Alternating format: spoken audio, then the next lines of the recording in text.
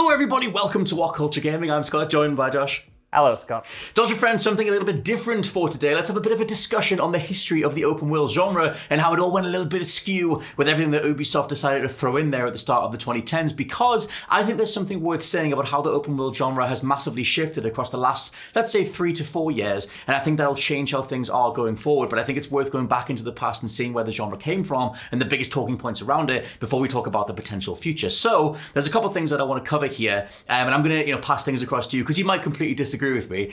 Or you might throw some other things in there. But I do think that the first major touchstone for open world stuff was GTA 3. At least it is for me. It's like that's the time that they crystallized the idea of the big sandbox, the big, one big level style approach. Old school GTA was all stunt ramps and slow motion and different pathways intersecting, all those different things. And as much as you can point to Ocarina of Time, a big old space or whatever that you can explore, for me it was all about GTA. However, across the 2000s, it was all about, cinematics and Uncharted and Naughty Dog and that sort of approach. And to me, Rockstar did that too. Like GTA 4, they got completely away from big slow motion, over the top, arcadey style stuff that the original games were about. And the Ubisoft formula started to come in. You sort of saw bits of it with Assassin's Creed. Go collect all the feathers. Like GTA had go collect all the pigeons, but it was still, they weren't as, the way the levels were designed, it wasn't small, punchy levels that you could easily memorize. They were skewing more for realism. They were going down that route. And Ubisoft stuff, as much as we point to Assassin's Creed, popularizing the Ubisoft formula,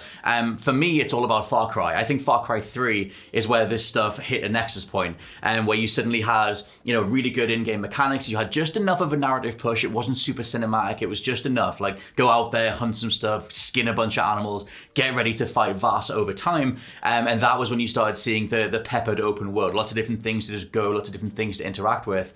And I think that was when the Ubisoft formula really came into its own. Now, I'm going to talk about how it fell off a cliff in a bit, but what's your general thoughts on, the history of the open world stuff, the appeal of it, and how it's gone across the last sort of 20 years?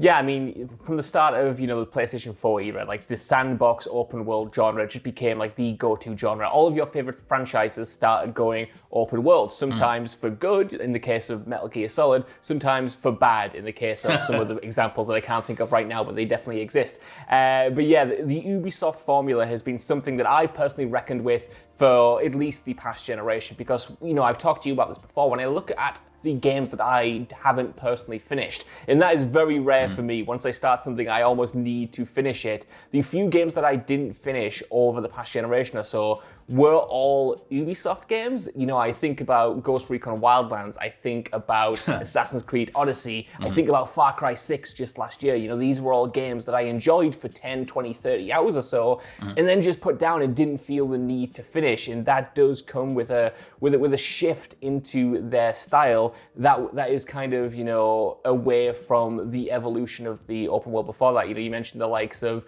Rockstar and Naughty Dog going for a more cinematic approach, even when they did either wide linear stuff in the case of Naughty Dog or complete open world sandbox stuff in the same name of Rockstar. In Ubisoft, I feel like they've just stagnated over the past generation. I don't know whether you would agree, but their open world design, although it's gotten bigger, although it's gotten prettier, has mostly stayed the same. Well, so I'll bring it back to Ubisoft in a bit, because I think it's ironic where they've ended up, considering the model that they sort of put forward. Like I said, I think one of the nexus points is 2012. It's Far Cry 3. And that Far Cry 3 is, for me, is the best Far Cry game. It's obviously one of the best games of all time, whatever. That's very much held up there. And it showed how they could capitalize on all the different things that they were experimenting on across Assassin's Creed. Obviously, Far Cry 3 was the return of Far Cry overall, and then they just blew all that stuff out. However, 2 years later, 2014, is where it hit the wall and just completely got everything wrong. I remember the viral map doing the rounds from Assassin's Creed Unity, where it was just every single icon in the game, just as if you'd thrown hundreds and thousands over a map. It was ridiculous. 2014 was the year that, like I said, Assassin's Creed Unity dropped. It was the year that they applied the formula to the crew. I remember everybody laughing about the fact that now we had watchtowers to go and populate the map in an open world car game. And you also had Watch Dogs just drop, which obviously massive disappointment in regards to that game overall. But its approach to open world stuff was just the boilerplate, or the now boilerplate Ubisoft formula. and it was just,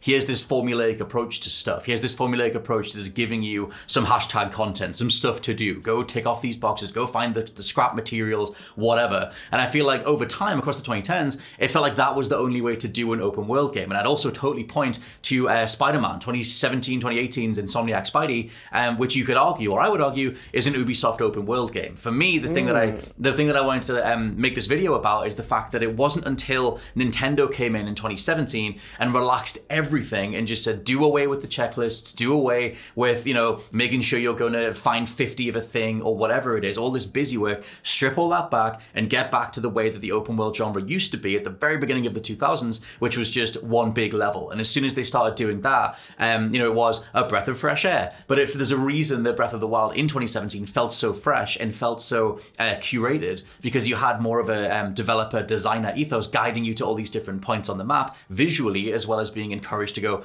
see a bunch of enemies, go do a combat encounter, whatever.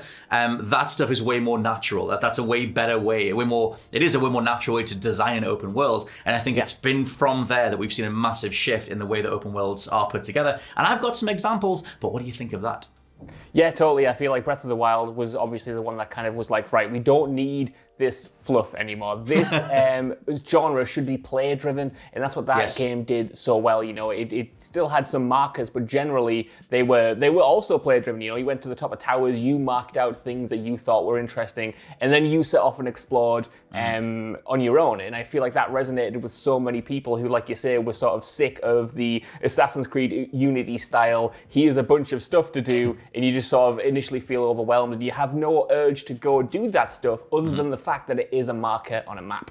I think it's interesting where we are as well, because the Ubisoft approach, here's 200 hours of stuff as a way to justify your buy-in, as a way to justify the money, is very much what Dying Light 2 is doing. And obviously the backlash to that, or the conversation around that, is very interesting, because it's like, do you want 500 hours of something to do, regardless of what it is, as long as it's just something to do, it justifies the money, or do you want something that is more curated? I've put over 150 hours into Breath of the Wild, but it wasn't advertised the same way. It's not overstuffed with stuff. It's very much just taking you place to place in a more, like I said, natural way, a way that segues from beat to beat and makes those things land. If you stumble upon a puzzle or you stumble upon a combat encounter, it'll stay with you because you discovered it. And I think that's the crux of what they're building. Something like Sable, I'll rattle off some examples, because I think something like Sable absolutely nailed it. I think one of the key components of the Breath of the Wild formula, or the Nintendo approach, is full-on explorability, is full-on scalability. It's full-on see a mountain, go climb it. Make a point of getting up something. Breath of the Wild does it, Sable does it, Pray for the Gods does it, Death Stranding does it. Immortals Phoenix Rising, ironically, if we were go to where Ubisoft are now, was them doing the Breath of the Wild formula, and one of the things that they aped was the idea of treating the whole thing as a level and scaling the whole thing, taking in this entire space, whether it's gliding from a place or climbing up something or swimming or whatever it is. And I feel like that's the overall thing that has settled in now. We have the Nintendo Breath of the Wild approach, which is very much more relaxed, and we have stuff like Dying Light 2, which immediately feels outdated. And so even things like Far Cry 6, it's a nice comfort blanket, it's fast food, whatever, but it feels outdated. It feels like the early 2010s. It feels like they're just shoveling stuff at you and hoping for the best. And I feel like that's the burnout that Assassin's Creed Valhalla very much had as well. Yeah, totally. I mean, just to kind of add something to that exact point there, for me, it's the fact as well that a lot of Ubisoft open worlds don't necessarily feel lived in. So even if I do have the option to climb something, for instance, I see a point of interest in the distance, I have no natural urge to go there, because the level itself almost feels a little bit artificial. It feels like a level first in a proper environment later, if that makes sense. In a lot of modern Ubisoft games, especially like Far Cry 6, especially like Assassin's Creed Valhalla, and Odyssey especially, you're encouraged to go from one part of the map to the next and not really ever look back. You're not really ever encouraged to go back or spend more time there. And I think for me, that's a big distinction between someone like Rockstar, who uses their open worlds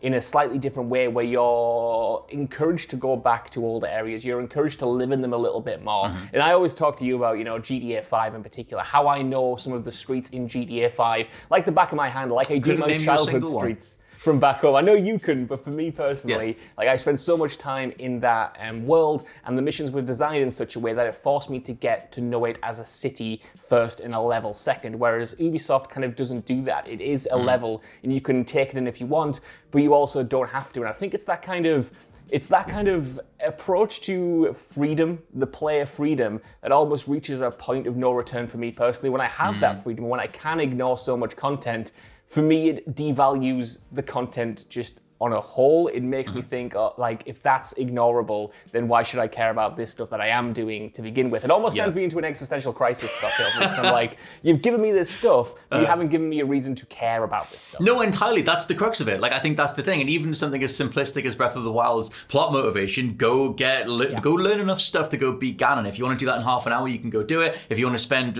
300 hours doing it, then you can do that as well. I think it is that you need just enough narrative push. Like I said, it was a Far Cry 3 thing. Go find a way to beat Vaas, and then you can pepper other things alongside. But it needs to feel like the world itself isn't just a bunch of stuff to do. It needs to feel like a way that it feeds back into that main plot drive, which is something that on the Ubisoft side, they've completely lost. One of the reasons I love you, Josh Brown, is because you mentioned Rockstar, which was my next point.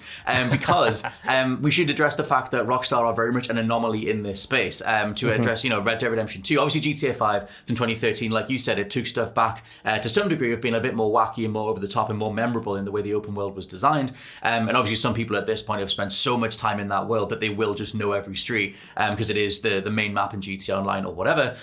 But if we go across to Red Dead Redemption 2, for me, they doubled down on a lot of their cinematic flair, a lot of the stuff that they were trying in GTA 4. And there is an interview around about the time with GTA 4 with Dan Houser in The Guardian, where he talks about, the old school GTAs, the cartoony stuff, the more, more rounded aesthetic was just what they had to do because that was the hardware limitation at the time. And they were always trying to skew more mature. They were always trying to do something more grandiose.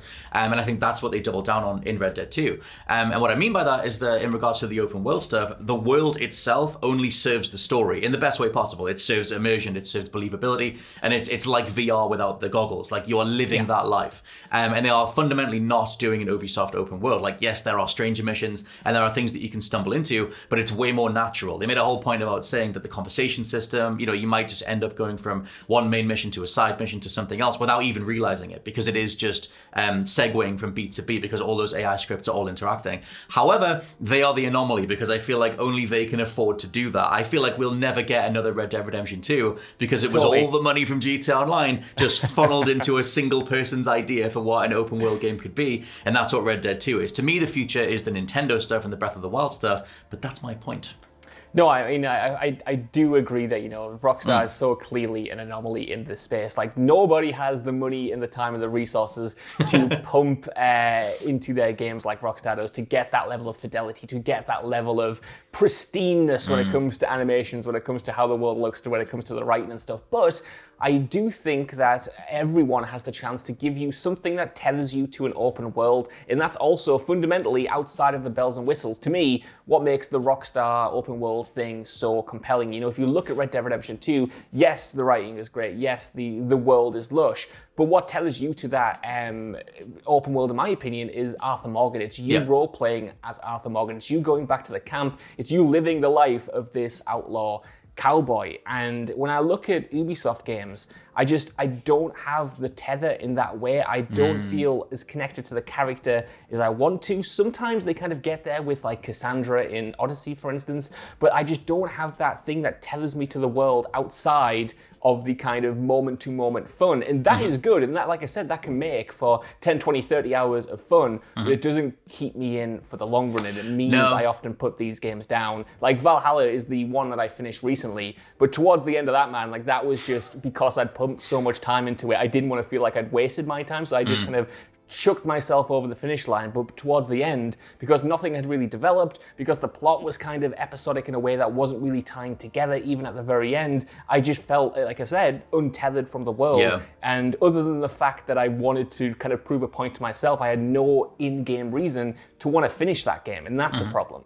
Yeah, well, that's the thing. And I remember you having the existential crisis after Days Gone finished as well, which I know isn't entirely an Ubisoft thing, but it borrows a lot from that design ethos. Totally. But overall, the tether thing is important. Like I said, it factors back into the narrative thing. I would totally say that I was very much tethered to the stories of Altair and Ezio, even Connor and AC3, but maybe arguably even Edward Kenway. But I feel like as they got bigger and bigger, like you said, they started focusing more on just here's more stuff, here's some things to do. I feel like Valhalla was their breaking point in regards to the Ubisoft stuff. But to bring it full circle and pass pass it over to the comments. What do you guys think of the history of the open world genre? Do you prefer the old school, the Rockstar approach, the one big level approach, which is kind of coming back with Nintendo stuff, or something more cinematic or gameplay? This is basically what kind of flavor of open world do you gravitate towards across the last sort of 20 odd years? For now, I've been Scott from WhatCulture.com. I've been Josh from WhatCulture.com. And we'll catch you next time. Bye.